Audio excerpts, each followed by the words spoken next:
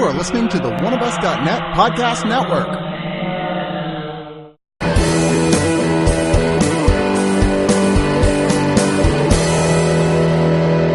Yep, back to the demonic doll thing, I guess. It's got to keep coming around every few years. Now it's part of the big shared universe. Everything's a verse. Everything's got to be a verse. See, it's so funny that like so many people make this big show out of going, and now our shared universe. And except for Marvel, it doesn't really work. And these guys who made the Conjuring movies were like, oh wait, we have a shared universe.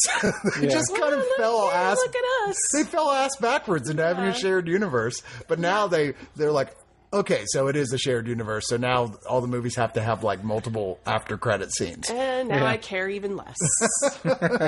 Of course, Annabelle creation, the second and the prequel to the prequel.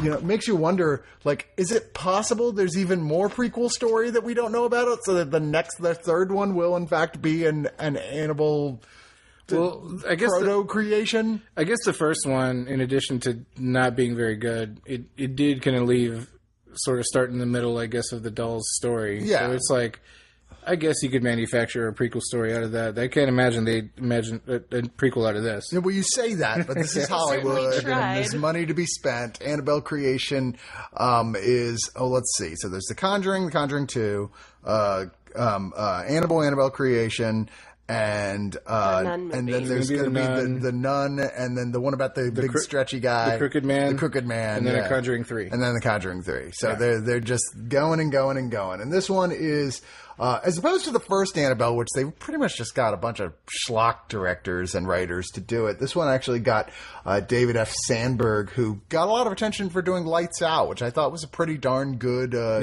like a debut horror film that.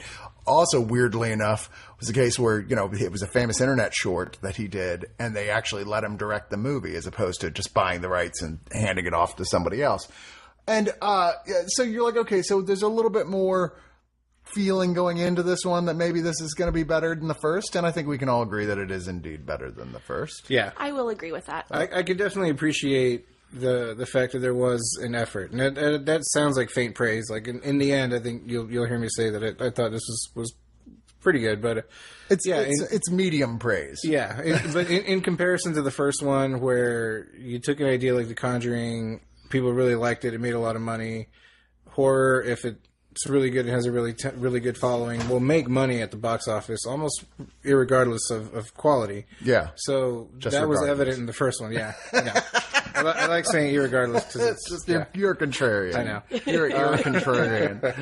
I'm glad you said it. I was going. They'll make money, you know, regardless of quality, and that was fairly evident in the first one. And so yeah. I mean, they make big haunted house style spook rides. Is the whole Blumhouse Conjuring series thing. And I think they've never done it better than the first Conjuring, which had the right running time. It had the right kind of like where they had figured out a way to go like, we're not just going to show you all the scares in the last 10 minutes with a couple lead ups. We're going to get it started pretty fast and just keep them coming. And that definitely was the case with this one. I mean, it was just seriously solid jump scares for 2 hours straight, pretty much. I mean, technically you could say they're all jump scares. It's just whether or not they're jump scares that lead to absolutely nothing, or it's part of a larger, like it's going as one big intense series of you can't escape it. Which I think even this movie gets into it and spends more time with that level of horror than your average, you know, lots of jump scares horror film. It's one of those, once it really starts going, it's like, okay, and now from here on out, it's going to be like tension to the end. That being said, at a 209-minute running time, this takes an awful long time to get to that point. The story is Anthony LaPaglia and Miranda Otto. We meet them. He's a doll maker. And has already, right when it starts, he's made the first Annabelle, who at that point is just a doll that's unusually creepy looking for some reason. Don't know how he expects to make money off those things. And they have a cute little daughter whose name is Annabelle. But no, she's just a regular little girl. But oh no, she dies. Flash to 12 years later, And you see a bunch of the place is being turned into a orphan home for orphaned girls, and with like a nun and a priest are there, and Miranda Otto is nowhere to be seen, but apparently is staying in a bedroom where we know something's up with her. We just don't know what. Yeah. Anthony Paglia is not his joyful light self anymore. He's more sort of yes, no. Because, throughout his entire career, he's nothing but joyful. Well, no, but he was kind of like, the happy dad before. Now it's like he's just not a guy who smiles. But he's, like, agreed to have these girls come into the house. The only thing is, the rule is, don't go into that one bedroom, which you can tell by the markings, and the height markings on the door was formerly Annabelle's bedroom. Well, one of the little girls in there, there's like two teenage girls who, weren't you just right off the bat going, well, they're gonna die immediately. Although I would say this film defied your standard slasher type horror expectations. But there's two little girls, one of which has polio, so she walks with a crutch, and the other's her adorable little friend, and they're best friends. And the movie focuses on them so much right off the bat, you're like, okay, so they are the protagonists here, clearly. And the one with the crutch starts having kind of weird stuff happening to her, starting off with basically having the door open up for her into said bedroom and finding a closet, and locked inside of it is the doll. And from then on, things slowly, ever so slowly, start building to eventually we get to the whole crescendo, which is kind of confusing considering supposedly it's about the doll and there's all this other shit going on. Yeah. I was always kind of baffled by that, because you're just like, I mean, I know that happened in the last movie too, but I'm always like, so is the doll evil, or is it just kind of like a warning sign on the way to evil? The doll doesn't really do anything. It's a conduit. It's a conduit. Well, and I also feel like, going back to the movies, I felt like at one point in one of the movies it was explained that like that they didn't know where the demon came up with the name Annabelle, and so like right.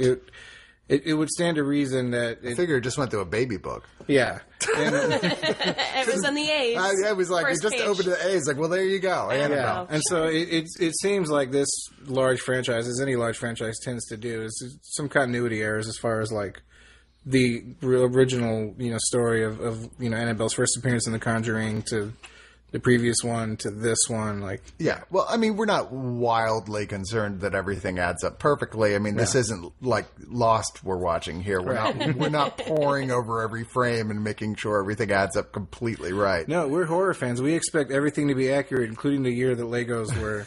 in the trailer. But even for, being horror fans where we expect white people to do the stupidest things possible, this one went to new levels of white people doing really dumb shit. Yeah. And especially when it gets to the point where you find out, okay, so why is the fucking evil doll even in the house that you agreed to let turn into a girls' school? And you're like, if you were there, you would have just smacked the shit out of the guy going, what are you, a moron? So many bad decisions. I mean, like an epic proportion of bad decisions were made in this movie. And even little kids, they're naturally curious and they'll go and explore weird shit. But I mean, after you get attacked by a demon the first time, you're pretty much I'm gonna nope out of there. I'm not gonna go exploring closets and shit, and playing hide and seek by myself. And there's another girl is in the room, is obviously creeped out by the room, and then on another night sees creepy things happening through the keyhole, and then proceeds to open the door. It's like, no, just go away. Yeah. Why would you? You already know that room is fucked up. You have literally been told that room is fucked up, not to go in there. You felt it. You've experienced it, and you're still opening the door. What the fuck are you doing? I don't think there's a kid on the planet who would have opened that door, or even got near the keyhole for that matter. Inanimate object is moving. Let's go check it out. I've been 8 years old, and I would have gone, fuck that, out loud. There's also a lot of times you're like, this is a farmhouse in the middle of this giant open countryside, and I'm just like, book ass! Why is everyone well, we can't leave the grounds? Fuck that! Run! Yeah. Run! I think devils they're like Wi-Fi. They only really can cover so much ground I don't before think you're can pretty follow much you safe. At all. Well, assuming unless you took the doll with you. Don't Dun, know. dun, Let's dun. find out. By the way, you see, there were not one but two references to the Ring series in this movie, which I thought was very interesting. Yeah. Okay. Yeah, one of which the idea of like throwing a girl down a well, which looks a lot like the well from The Ring, and then two, and people who never watched the Japanese ones wouldn't pick it up. The Ring Zero has really incredibly creepy sequence, which is one of the creepiest sequences in this as well, with like a little girl who's like spontaneously their limbs are growing by like a foot at a time, and like Well, even the sort of way. The actress who plays the little girl, Annabelle, her name is Samara. Oh my God. Dun dun dun. Dun, dun, dun. Samara Lee as Annabelle B. Mullins. Wow, that's fucking creepy, JC. Thanks. I'm going to sleep great tonight. That's creepier to me than this movie was. Oh my God. I mean, you know, I was saying to patients on the way over here, the thing is that they've got a formula that works really well as long as it doesn't go on too long. Mm-hmm. And it seems like they forgot that because both this and The Conjuring 2 went on too long. It was like, yeah, you're just doing all the right things. There's no reason for you to stretch it out as far as you have. This should be like a amusement park ride. You got to get in and you get out. Yeah, leave them wanting more. Horror is like comedy. Right? You know? They're definitely not giving us more bang for our buck. They're just dragging it out and making it exhausting for us. And 20 minutes less of the jump scares and this movie would have been a lot better. Especially because this movie commits a fairly egregious sin in that the tension really ratchets down after a very cliche and super cheesy moment. Yeah. Well, why did you do that? There's that point. I mean, they went to like one of the worst places you can go as a horror fan. You're just like, oh, for God's just such sakes. a cheesy line where you're like, there is absolutely no reason for you to spell it out that literally because then it just becomes a huge cliche. When you don't know what the creatures are specific, when they're more ambiguous, they're better. And as well, we kind of see too much of whatever this thing is, whatever this demon thing is, where I'm just like, why are you even showing this to us? I thought at one point, I was like, I haven't seen the doll very much. I mean, I know, granted, even throughout the history of all the other movies, like, the doll didn't really do anything, but it's still creepy to look at. Yeah, and the doll just kind of like, they're like, oh, it's a doll, and then the doll does nothing, something else entirely does, and you're just like, all right, well, fine. I was also confused because there seemed like at one point in time you're like, how many ghosts or demons are in this house right now? Because there's a lot of like red herring type issues with like, they're like just one demon's and doing you're this. just like, wait, what? They're like a one-man marching band of because demons. we got like a doll, we got like creepy scarecrow guy. Yeah. I mean, there's just a lot I think going it's like on. a demonic force that can just float around and possess all kinds of shit. Guess. Like it's just like it's just the one force, but it's like invisible unless it doesn't want to be. Yeah, there's just so many different ways that this one entity took shape that you're just like, oh, okay, so that's what they're doing now. They're branching out. Also begs the question, if this thing was, the place was safe, in quotation marks, before the girls came, and you see the way and specific, purpose it was safe, how was it able to get going what it was doing in the first place, get the whole thing started? I was like, well, you shouldn't have any influence. Right.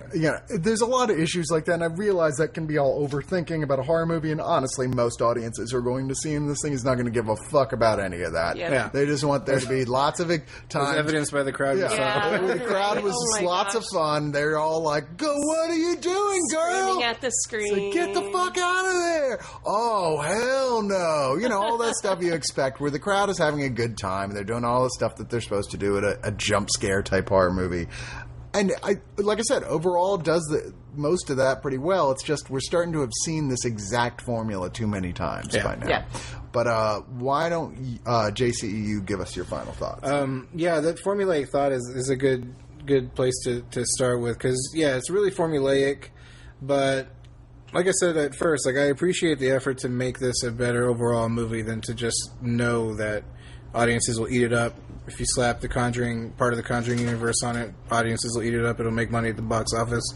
I think audiences will really respond to this. It's a much better movie than the first one.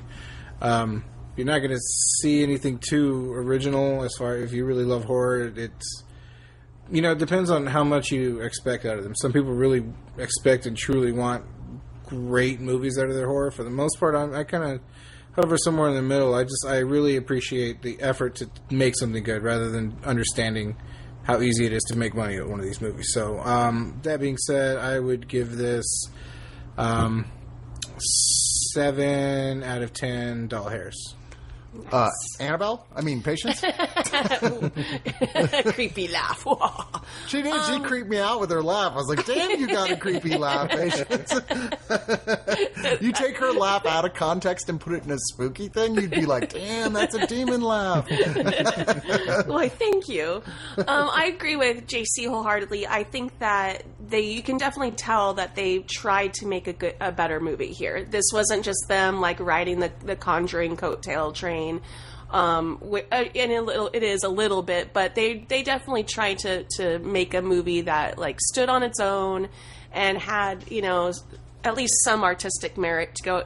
It's very formulaic. I mean, I think that for what it's meant to do, it does it pretty darn well, except it just needed to be just at like half an hour, 20 minutes to half an hour, like shorter, and I would be a much happier person right now. I'm going to give it 6 Hail Marys out of 10. Yeah, I think we're more or less all on the same page. I mean, I will like hand it to pretty much like The Conjuring, Conjuring 2, this, and even Ouija 2, which isn't part of the shared universe, but it's definitely part of the same creative brain trust from Blumhouse. They've got this way of like being aware that a lot of their audience is familiar with horror tropes and can predict things that are happening by things that have become so familiar with camera movements, with the way things start to happen. They've gotten pretty good at doing the opposite of what you necessarily expect exactly to happen inside things, and so getting your goat with the jumps that way. And they still do that pretty good here too. There's some very creative moments in scares. It's just there's nothing creative in plot happening here at all. No. It's very bland. It's very the storyline as it is totally absurdly silly and unbelievable and whatever. That's fine. Once again, like I said, this is not really for the same people who are watching The Black Coat's Daughter exactly. and going, "That's a masterpiece." This is for mainstream. This is not for fans. the Babadook crowd. Casuals. Yeah, the pink boys. But it is what it is, and just on that level, it's not bad. I just wish it was better than it was, really. I'm going to give it 6.5 out of 10 completely useless crucifixes. Nice. Because I don't know, it's with demons. They're just like, seriously? A cross? Really? You got to do better than that. I'm Jewish.